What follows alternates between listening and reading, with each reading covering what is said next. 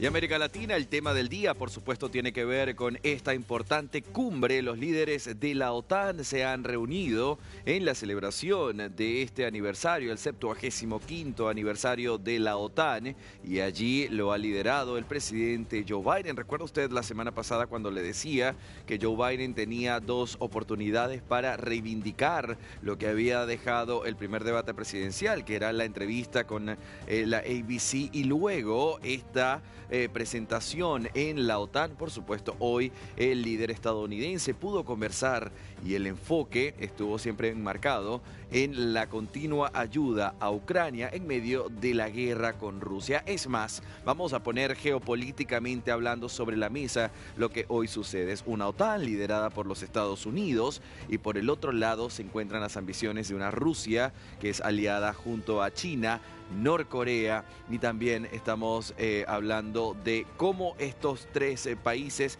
se enfrentan al resto de Europa y América del Norte por los Estados Unidos. Vamos a ver lo que se habló en esta importante jornada de la OTAN y por supuesto darle una definición.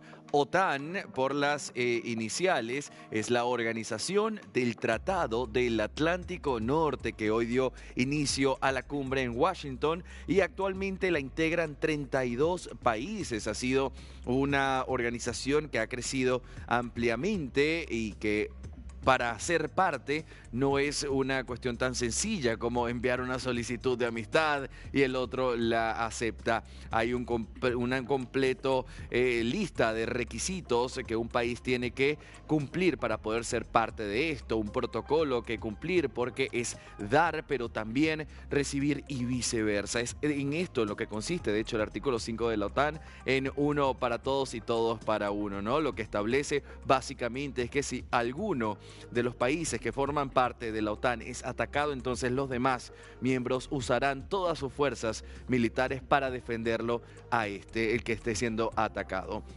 Veamos en pantalla cuáles son los objetivos de la cumbre esta que se lleva hoy en Washington. Ratificar su respaldo a Ucrania frente a Rusia.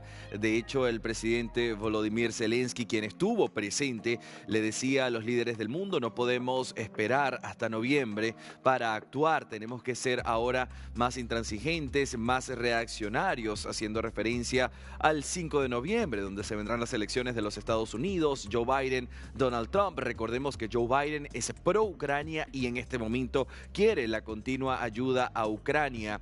Por supuesto, no permitir que Rusia crezca en avance territorial, y también se niegan a aceptar a que el cese del fuego sea a costa de permitirle el pedazo de tierra o los pedazos de tierras que en este momento Rusia reclama, porque hay líderes como Emmanuel Macron quienes afirman que si se le permite esto a Rusia, pues Rusia va a tener hambre de más y va a querer seguir invadiendo otros espacios del mundo entero. Vamos a ver el siguiente objetivo que se establece. No, el anterior, mi director, ahí está, no permitir a China profundizar su influencia global. Recordemos que China, como le decía, se ha aliado bastante cercano con Rusia, dos países que tienen potencia a nivel mundial y hoy, por ejemplo, están formando la contra de los Estados Unidos. De hecho, se habla de que los rivales de los Estados Unidos en primera instancia no es Rusia, sino China.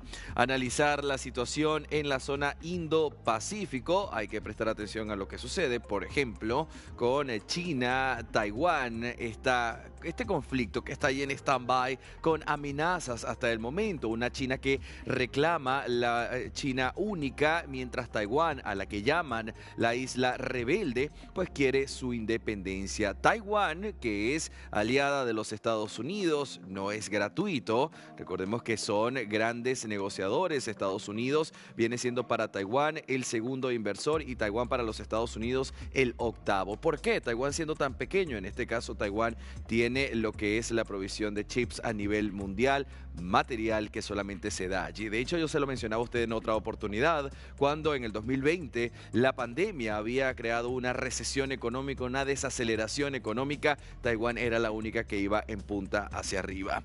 Analizar la situación era, por supuesto, el tercer de los objetivos. Pero ¿quiénes integran 29 países de Europa junto a Canadá, Estados Unidos y Turquía? Y con Turquía vamos a ponerle allí especial atención con Erdogan, que en este momento es un aliado tácito de Rusia y quien afirma en todas las reuniones, es decir, ha sido como una especie de piedrita en el camino para que la OTAN no tome la decisión por completo de comenzar un ataque directo a Rusia. De hecho, el mismo el primer ministro de Turquía, quiero bien decir, estaba hoy diciendo que la salida no podía ser enfrentarse a Rusia en medio de este conflicto bélico que empezó el 24 de febrero del 2022 y que hoy lamentablemente continúa y que la semana pasada se intensificó con los ataques de Rusia a este hospital pediátrico donde teníamos que hablar ya de más de 43 víctimas fatales.